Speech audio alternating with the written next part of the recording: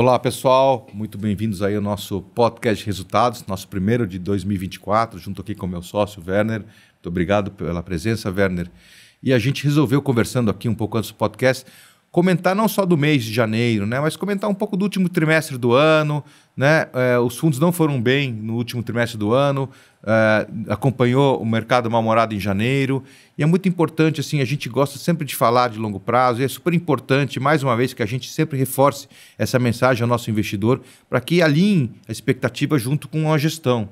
Não adianta o investidor ficar olhando no curto prazo, quando a gestão não olha a curto prazo. Então, queria passar a bola para você, Werner, comentar um pouco aí do macro para o micro, um pouco esses últimos 4 meses, né? O último trimestre, o que você viu na questão geopolítica, questão econômica, Brasil, fora do Brasil, e o que justifica um pouco esse comportamento de mercado.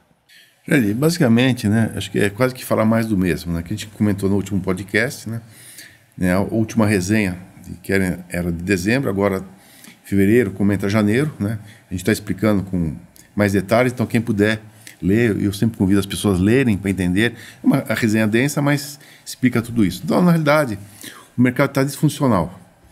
Qual que é essa disfuncionalidade? Ele basicamente, todas as posições, os investimentos, o fluxo, ele é top-down. O que é top-down? São questões macro. Então, qual que é a questão macro predominante hoje? É juros. Lá fora e aqui. Quando os juros lá fora sobem ou não atendem a expectativa de cair, como o mercado espera, como aconteceu agora em janeiro, né, o estrangeiro ele se retrai. Então, teve uma grande saída agora de capital estrangeiro, né, em janeiro, né, porque eles estão menos propensos a tomar risco, né? Então, eu prefiro tomar risco no meu país do que me expor mais lá fora. Então, os emergentes tomaram digamos, resgates, né, estrangeiros, então afetou. E aqui, mesma coisa, né? Você tem a Selic caindo, mas existem dúvidas em relação ao mercado, se a Selic vai cair na velocidade que o mercado espera. Por conta do fiscal. Então, o mercado espera lá, o Fox, né, que cai para 9,5% no final do ano. Já tem gente falando, vai ser 10%, né? Porque o IPCA de janeiro foi 0,42 em vez de 0,36. Como que 0,06? Agora, quando você olha o IPCA de 12 meses, ele é declinante, ele está caindo, né? Você pega 12 meses de janeiro, 12 meses agora de dezembro, ele caiu. Então, a inflação vem caindo, aí subiu o preço da batata doce, subiu o preço não sei o quê, quer dizer, do chuchu, e o cara faz toda uma presunção, né, de que os juros não vão cair naquela velocidade. Outra coisa, o emprego veio mais positivo do que se esperava. Como se emprego positivo fosse uma coisa ruim. Emprego bom lá fora e aqui significa que a economia está boa. O presidente do Banco Central, né, ele tem que falar, PIB deve crescer mais que 2%, só que ninguém leva em conta. O mercado espera 1,5%.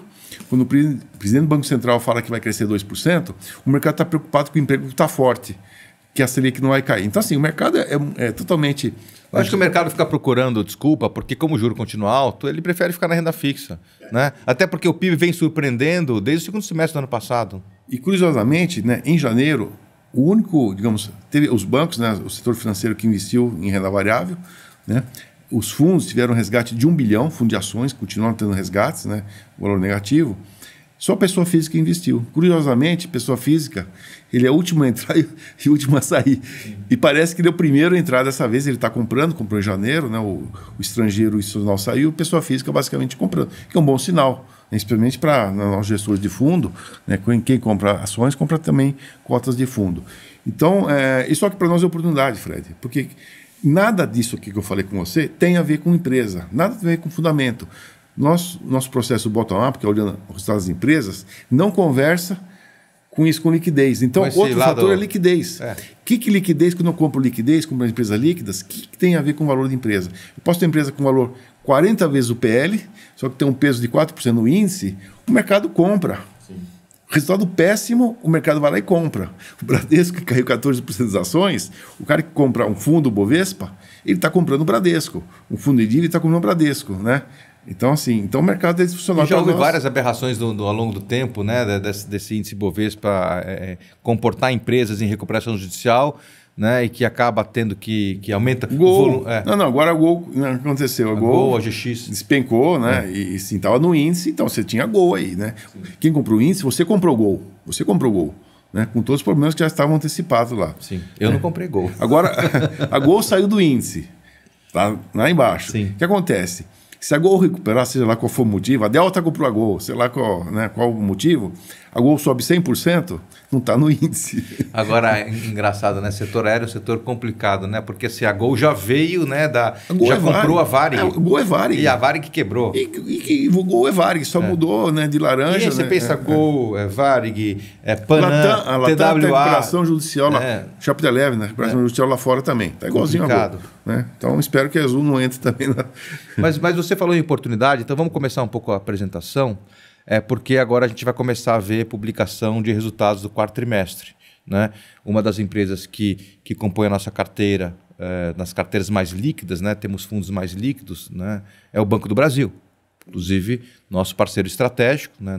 Não tem uma coisa a ver com a outra, realmente é uma posição que a gestão tomou independentemente da parceria, mas faz parte, por exemplo, da carteira do Delphi, soltou o resultado ontem. Então, tudo isso para mostrar que agora a gente deve ter alguns catalisadores de resultado, porque os resultados vêm fortes das nossas empresas. Então, eu queria passar para esse primeiro gráfico, que foi um estudo que a gente fez, né, dos maiores perdas da história dos fundos. E para o Werner poder explicar um pouco, né, isso aí para o nosso ouvinte, e entender também como funciona. Né? Não é só entender a cabeça da gestão, mas como isso se reflete no comportamento dos fundos. Então, Werner, assim, explica um pouco isso aqui. A gente fez esse estudo, né, que você comentou. Quais foram as 3 maiores perdas e os 3 maiores ganhos da história do fundo? Então, o Flagship vai fazer agora 6 anos em abril. Então, a primeira grande perda, né, que ele só vinha subindo, né, só era alegria desde o início, veio a pandemia, ele caiu 44,7%, né, até o seu ponto mínimo, do máximo ao mínimo.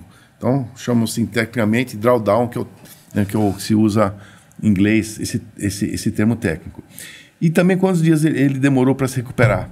Então, a recuperação dele foi mais rápida do que o próprio índice, que é o próprio Bovespa, foram 195 dias. Né? O índice não se recuperou ainda. O índice small cap não se recuperou ainda. Só que o Flagship, né, para chegar no seu seu próximo pico, seu próximo topo, né, ele subiu 251%. Uma pernada só. 251%. Então, quem aplicou lá embaixo, ele multiplicou o capital por 3,5. 250, se eu botei 10 mil, eu transformei em 35 mil, né? 3,5. Quem botou 100 mil, 350. Imagine só. Né? E quem entrou no pico, né, lá em cima, ele ainda ganhou 80% para a sua próxima alta, para o seu próximo pico. Então, quem entrou no pior momento possível, se ele não saiu, ele esperou, ele teve uma outra digamos, de sair, onde o fundo subiu mais de 80%. Eu lembro quando teve o coronavírus, que a gente fez vários calls com vários investidores, estavam preocupados, né? E falou isso para todo mundo, né? Que não tinha, que a gente estava bem posicionado. Você tinha até feito uma mudança nas carteiras no lockdown de Wuhan. Muito antes do mercado sair, você conseguiu entender o que ia acontecer, antecipou, colocou as carteiras numa posição extremamente favorável para o cenário que a gente estava vendo para frente, avisou. A gente teve muito pouco resgate aqui na Trígono e começou a ter entrada muito antes de subir. Então, muitos investidores conseguiram pegar essa pernada. Lembra? Fechamos o fundo em 30 dias por causa de fluxo, né? Isso. Então, quem confiou na gente, entrou na gente, pegou essa alta toda aí. Aí teve uma segunda, digamos, pernada para baixo, né? Que foi em abril de 2022, onde o Flagship caiu 23,5% nesse período. Demorou 78 dias para recuperar, praticamente 4 meses, né, dias úteis.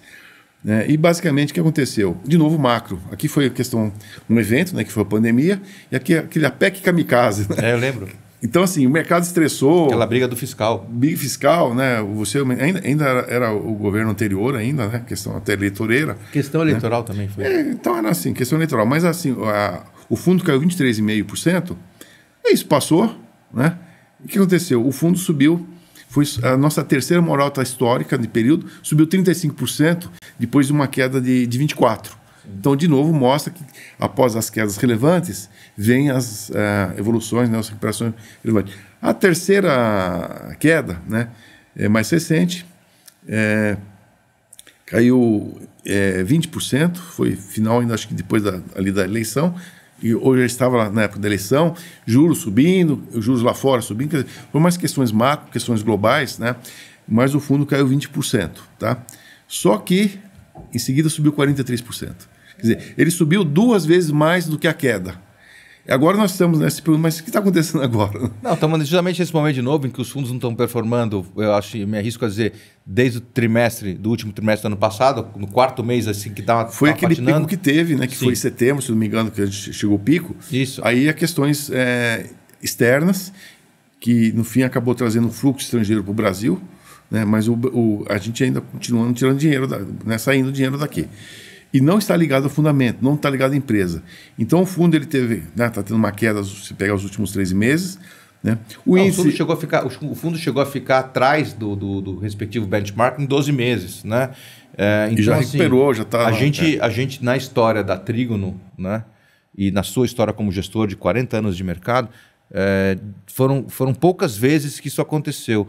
E a gente olhando esse comportamento mostra para o investidor que é uma super oportunidade, porque esse negócio ele volta, e quando volta com força. Então, historicamente, a gente mostrou as 3 principais quedas e as 3 mais altas, justamente a queda. Nós estamos justamente nesse princípio, né? Ele teve essa queda, começou a ter uma recuperação, né?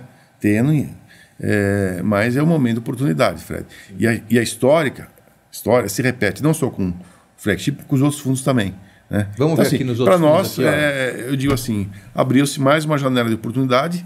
Tem gente que vai lá e fecha a janela, e tem gente que vai olhar para o sol, vai respirar o ar fresco, vai aproveitar disso. Tem gente que... E tem gente que fica esperando acontecer, e aí o cavalo passa correndo. Porque quando a gente olha a recuperação, você vê aí no coronavírus também, no Delphos, né? 45% de queda. Né? Ele caiu um pouco menos. Olha como sobe rápido. Ele caiu um pouco menos e ele subiu praticamente igual, 256%. Né? Então, aí teve mais 2 pernadas, né, de queda, que caiu 18,5% e 20%. Né?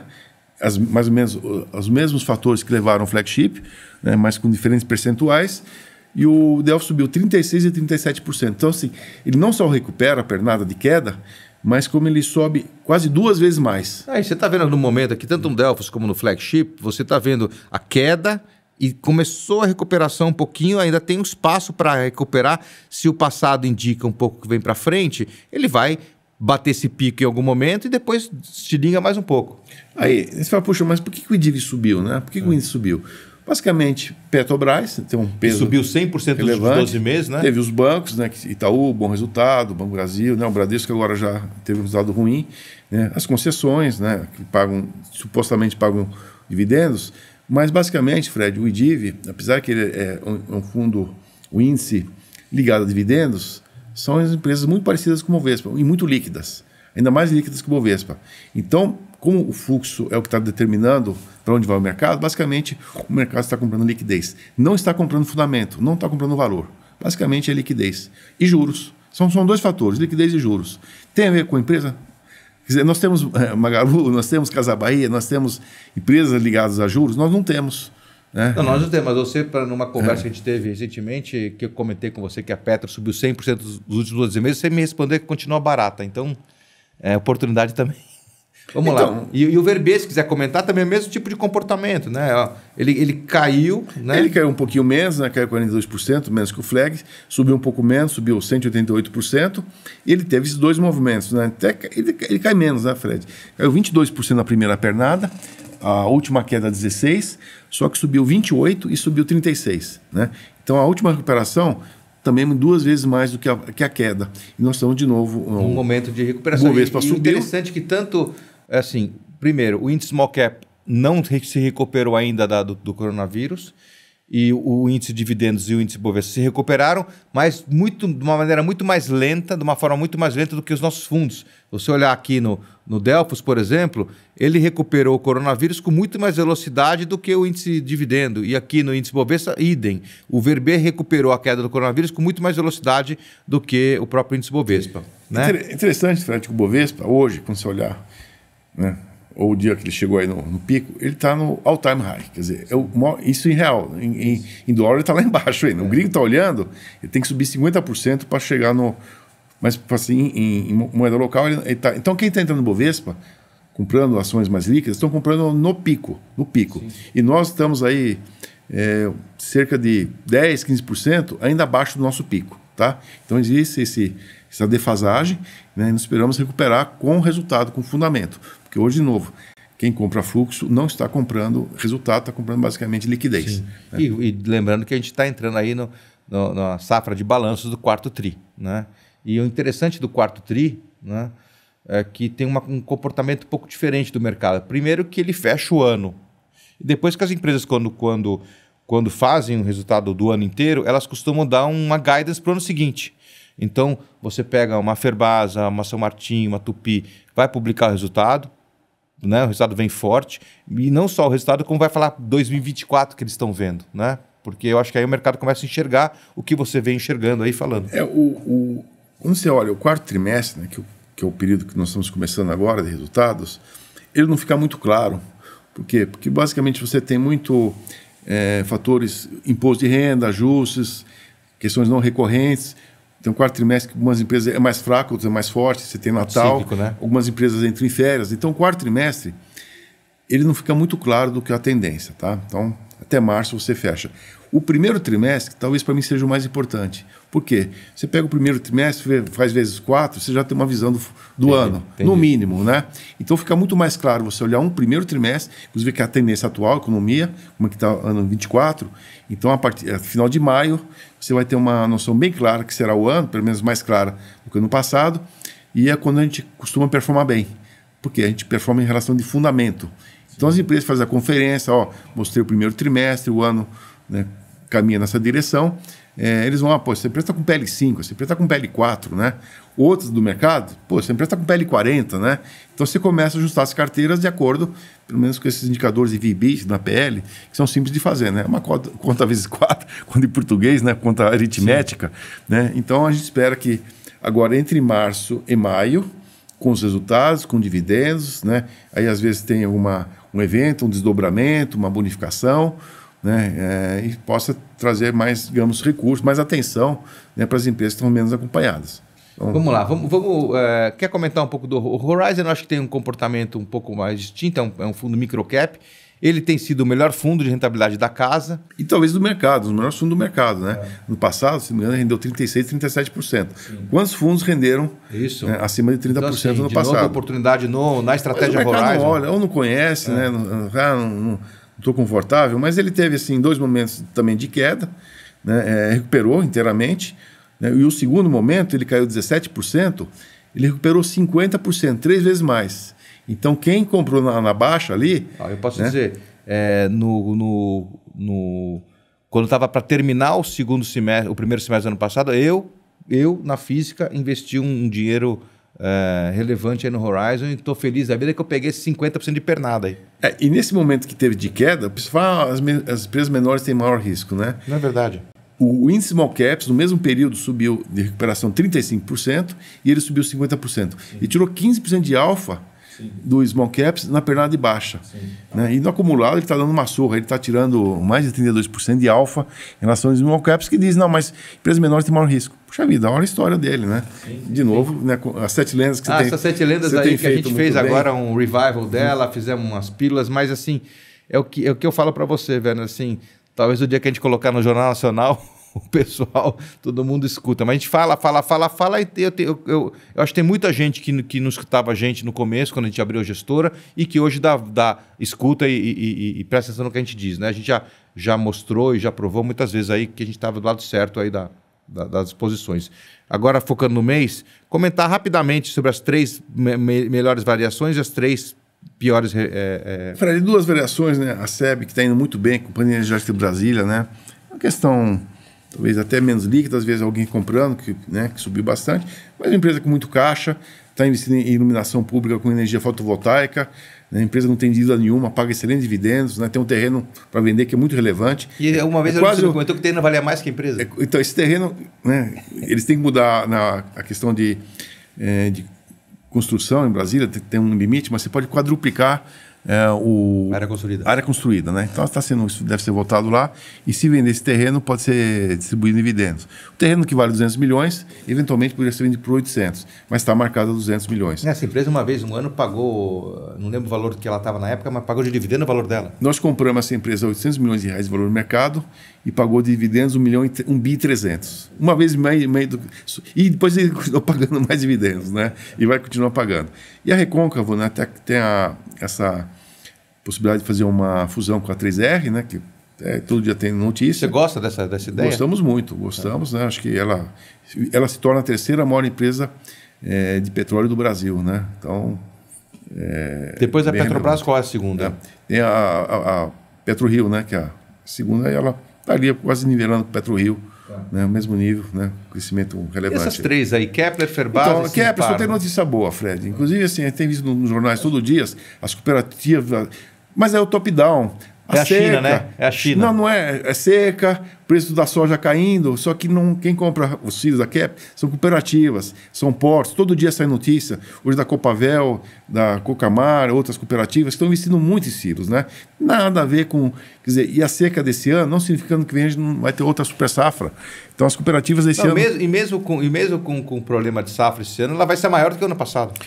Mas a cooperativa, ela frustrou seus cooperados, o cara plantou, foi na cooperativa, eu quero entregar meu milho, putz, eu não tenho capacidade, vai vender lá para Bunge, para Cagil, que eu não consigo atender. Então, quer armazenar. Não, mas assim, imagina, o cara confiou na cooperativa, chega na hora de entregar, a cooperativa falou, não posso receber. Então, foi um fato grave e as cooperativas agora estão investindo bastante. Então, vai ser um ano muito bom. Carteira fechada para o primeiro semestre, basicamente, já vendeu todo ano. Esse ano 24 vai ser muito melhor que 23, tá? Então, a cada trimestre 24, você vai ter uma base de comparação, o lucro subiu 50%. E Kepler era abaixo de R$10 também. A DR, que também está lá, a gente participou, né? E que foi a gente que influenciou gringo, a empresa. Porque, na verdade, os gringos pediram para a gente, Fred, dá para aprovar uma DR aí, né? Os conselheiros, né, que aprovaram. Então, tem 2 gringos, né, interessados, que inclusive os 2 conversaram com a gente, né, a respeito. Então, basicamente, para atender a demanda de gringo, que eles não querem comprar. E é uma corporation, né? A gente tem conselho lá, uma empresa que centenária, né? Kepler vai fazer 100 anos no ano que vem. 100 anos no ano que vem, né? Que bom, né? A Ferbasa. A Ferbasa é aquela história assim, eu não sou gestor, mas eu sempre vejo a Ferbasa, sobe minério, ela sobe. Cai minério, a China, e não tem nada a ver, né? Se sempre Ferbasa, fala isso. ela colou na Vale, né? Basicamente, sai notícia aí, Gerdau, e Minas, é tudo mesmo, botaram tudo, digamos assim, mesmo saco, né? Só que nós estamos acompanhando mensalmente os preços de exportação da Ferbasa, silício, né, cromo. A gente consegue pegar esses dados mensais, os preços estão subindo, Fred, de mês a mês. Né? O mercado não está acompanhando. Né? E a Ferbasa é um caso de evento. A empresa está com um bi sem de caixa, né? Tem várias coisas para acontecer, que pode acontecer amanhã. Por exemplo, a Peran resolve fazer investimento no Brasil, né? A Ferbasa vai ter que atender esse crescimento. Muita demanda do Japão, né? O Japão demandando o silício HP da Ferbasa, que está lá no Prius, está nos carros elétricos. Né? Ela vale quanto a Ferbasa? A Ferbasa vale 3,5 bi. E tem um terço em caixa. 1 bi sem caixa e tem uma... Podia recomprar, né? Uma geradora, uma eólica, um parque eólico, que vale 1 bi. Então, o parque eólico de 1 bi mais o caixa, 2,100, né? Basicamente é 70% da companhia. Fora as florestas, fora a mina vale 15 bilhões de dólares. Você imaginou? Você acha que tem chance de uma recompra nesses níveis aí? Eles são muito conservadores, né? Eles querem manter o caixa, eles falam assim, não, a gente tem projetos de investimento. Então eu fico pensando, bom, se tem 1 bilhão em caixa e não tem dinheiro para fazer recompra, é que vai gastar o caixa com alguma coisa, né? Razão. Então, tomara, né? Que, assim, boas notícias.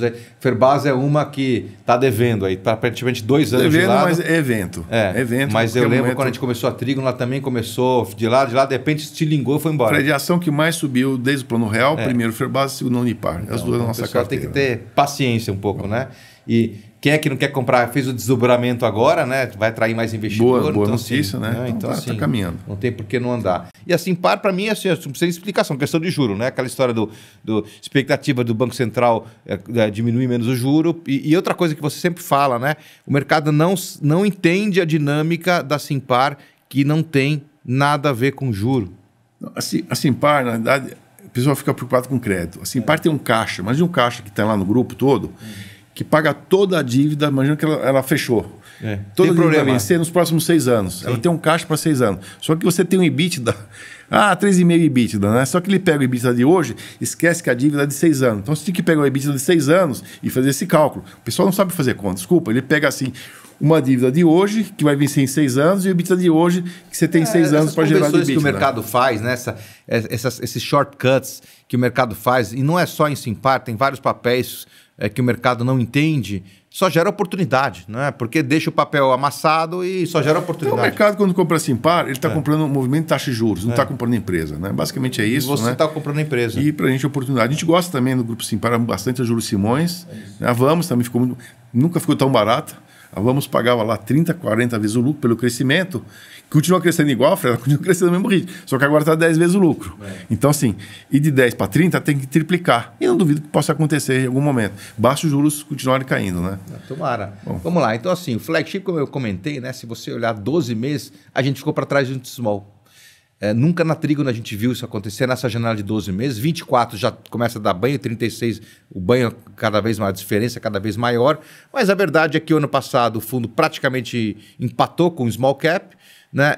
Esse 2024 está praticamente empatado, mas também começou mal o mercado também, a gente junto com o mercado. Mas 12 meses estamos quase 8% atrás do índice small. Então, de novo, se tudo que a gente falou aqui faz sentido para o nosso ouvinte, cria uma enorme oportunidade de investimento nesses fundos small cap. E desde o início, Fred, o cara de longo prazo que a gente fala, né, que é um fundo que vai fazer 6 anos, 230% de valorização. O índice, 26%. Quer dizer, 9 vezes mais. Quer dizer, um excedente aqui, um alfa de 200%, 200 pontos, né? É até difícil falar. Significa 200 pontos que o cara que investiu no small caps e o cara que investiu, né, no nosso fundo, ele triplicou o capital dele em relação ao índice. Né? Triplicou, nada mais do que isso, né? Em 6 anos. Então, vamos lá. Primeiro, só chamar a atenção, né? A gente tem a indústria, o índice small cap com peso de 11, a gente tem quase metade do flagship no setor industrial, né? E a gente tomou um alfa de 3% negativo por conta da Tupi. Então, você queria comentar um pouco aí? Parece que o governo leu as nossas resenhas, tudo que a gente tem falado a favor da indústria, reindustrialização. Então, o Alckmin aprovou lá os 300 bilhões de investimentos que o governo vai fazer, de várias formas, mas não é dinheiro do governo, você tem várias fontes. Né? A aceleração da depreciação, que é muito bom, você acaba gerando uma despesa contábil, pagamento de imposto de renda, o mover que vai para a indústria, né? Novos combustíveis, energia limpa, quer dizer, tudo que a gente defende, inclusive no agronegócio, o governo está aprovando. Parece assim, ou nós antecipamos o que era lógico, o governo está fazendo o que é lógico, então várias medidas que o governo tomou recentemente atendem plenamente o que a gente defende. Inclusive, Fenabrave, Anfávia, as montadoras, todo mundo elogiando o governo. Você já viu o governo, as pessoas elogiarem o governo? Eu nunca vi. Sempre o cara vê uma medida... Você sabe que eu conversei recentemente com 3 economistas renomados, né? E eles estão otimistas, né? E assim, eu acho que o governo está fazendo um bom trabalho. Fred, a produção de caminhões em janeiro, a produção dobrou. Sabe o que é dobrar? Mas a questão do euro, mudança do euro. Então, mas a indústria projeta um crescimento de 25% esse ano, a produção de caminhões, 25% a 30%, só que em janeiro foi 100%. Foi muito melhor que esperado, né? Mas é engraçado que a Tupi não se mexe, e ela cai na... sai o número e Fred, não anda. Não importa. O mercado não olha fundamento. O mercado olha liquidez, fluxo. Mais nada. No curto prazo. Nada. No curto prazo. No momento que começar o resultado, Estados Unidos, onde a Tupi está envolvida, a economia não para de crescer. A Caterpillar... O Dow Jones bateu 5 mil pontos agora. Empresa... Aliás, o S&P bateu 5 mil pontos. Caterpillar e Ford, que são grandes clientes da Tupi, mais do que acompanhados, né? Todos se alçar e buy-side acompanhando, a ação sobe 6% no dia seguinte, porque o mercado não esperava aquele resultado. Então, assim, o fundamento está aí. Vamos lá, vamos andar um pouco aqui. Aqui a gente ganhou alfa, assim, não precisa nem comentar. A construção civil tem 11 no small, né? O flag tem, não tem. E é engraçado, né? De novo, puramente call de juro para o mercado. MRV é uma empresa de home builder, de construção civil. O juro não caiu ou não vai cair na expectativa do mercado e caiu 30% no mês passado. Né? Então, assim, consumo, varejo, construção, né? Basicamente é juros, né? Não é fundamento, né? Vamos lá para o Delphos. Então, assim, a gente está vendo também chamar atenção nas curvas mais longas, né? Nos períodos mais longos. Né? O ano passado, o Delphos perdeu do índice 3 e pouco por cento. A gente comentou aqui a questão da Petro, questão das concessionárias, dos bancões. Né? Em 2024 também já saiu largo atrás. E a gente está atrás dos índices em 12 e 24 meses, praticamente empatado, mas um pouco atrás. O que, historicamente, pelo que a gente conhece, cria uma super oportunidade. Tanto é que 36 está quase 50% acima do IDIV, 48 quase 70, em 5 anos 140 acima do IDIV. Então, assim, é questão de paciência e entender porque isso aqui volta, porque eu sempre brinco, às vezes, o Werner não emburreceu. Então, assim... Pelo contrário, né? A equipe cresceu, né? A gente aprendeu, a gente está, digamos, conhecendo melhor as empresas, né? Com mais conselheiros indicados, né? As empresas estão muito bem. São 23 conselheiros hoje indicados por nós, e independentes. Aí, sim, eu digo assim, como você falou, o Werner não emburreceu, pelo contrário, né? O Werner aprendeu mais e a cada ano que passa, espero aprender mais. Então, é a mesma coisa que eu falei com o Flag, o Delfos. Isso. A indústria vai bem, apesar que não está precificado. A questão do agro vai bem, não está precificado. Então, tudo que a gente falou do FREG se aplica aqui para o Delfos, né? A gente vê aqui, por exemplo, a Kepler caiu muito ano passado, o mês passado, coisa, né? Não e aí tem o que foi nenhum. a história da soja? A mesma coisa, né? O clima não vai afetar a Kepler, né? Não vai afetar. A Kepler está com a carteira cheia vendida no semestre. Então, Parece que não consegue entregar a quantidade de pedido que ela tem. Tem fila para receber esse não tem, assim, eu falo assim, o mercado está disfuncional. Ele não está comprando preço, não está comprando fundamento. Está comprando liquidez. Né? E está comprando um top-down, macro. Ah, a soja caiu, a Kepler vai cair também. Só que Kepler não é soja. A Kepler é uma indústria. É uma indústria. E não vê, fazendeiro, 15% das vendas da Kepler é fazenda, é cooperativa, é porto. Porto precisa investir um monte. Está nesse projeto aqui do governo, esse 300 bi vai muito para porto. Né? Então a Raizen está investindo em porto, as empresas estão... Precisa transportar. E essa infraestrutura também Como é que demanda... você põe a soja dentro do navio? Também, né? Como é que você põe a soja no navio? Sai do terreno para o navio, você precisa de um silo, você precisa de um transportador. Então, assim, está indo muito bem. Tudo isso usa ácido inoxidável que a Ferbasa, né, produz a matéria-prima.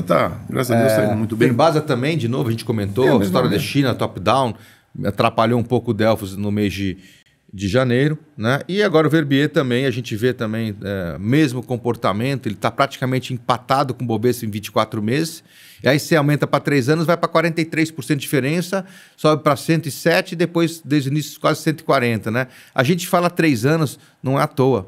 3 anos o mercado dilui um pouco. Eu falo 2 a 3 anos, né? Só que o mercado social quer trimestre, né? O mercado olha trimestre, a gente olha 3 anos, então existe essa questão de horizonte, né? O cara que enxerga no curto prazo e o cara que enxerga lá na frente, né? Então essa... Vamos lá, então assim, aqui o Bradesco, né, que vem sofrendo, a gente não tem, então isso ajuda, a gente Nós não temos tem... BB, né?